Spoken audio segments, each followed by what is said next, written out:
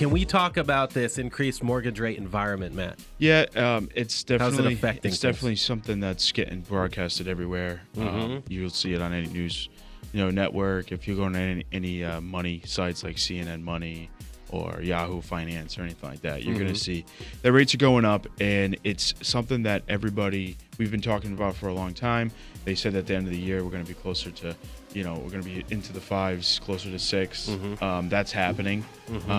So as of recently, all of my clients are, if you're not in the A+ category as far as your credit score is concerned. What would that be? For conventional mortgages, it's 740 or higher. And if FHA, it's 680 and higher. Okay. So FHA, the government loans, they give you a little bit of a better break on your FICO score. If you're not in those top tiers, you're already in the 5s. You're already in the 5s. So don't even, you might see banks and stuff that offer, 4.875, 4.75. That's only to top tier customers. Okay. And they're coming into the 5s.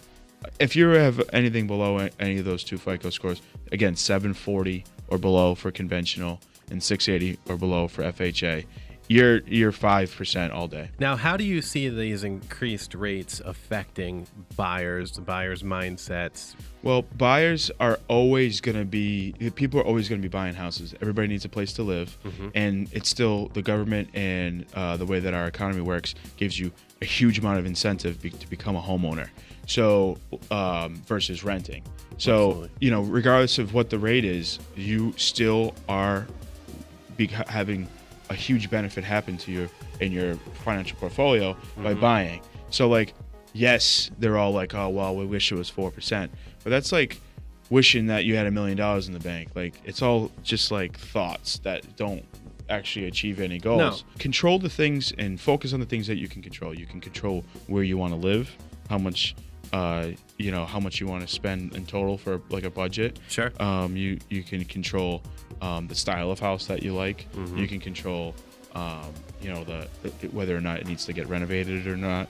You can control all of those things. The professionals working behind you that can either come through or not. Right. And then the things that are out of your control, you just acknowledge them, know that that's happening, and just have that play into how you make your decisions going forward. So finally, there's more homes for us to select from. And I've noticed working with my buyers, Matt, that, those buyers that got extremely upset because there was no homes to choose from are now pretty happy because now they have several homes to choose from.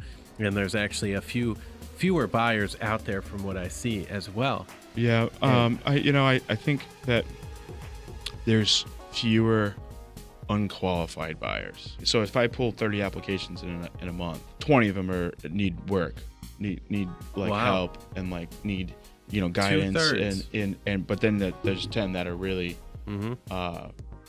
strong buyers that are willing to get a pre-approval letter right away and whatnot. So what I'm seeing is that instead of me pulling 30 and getting a 33% capture, I'm pulling 15 and still getting the same 10.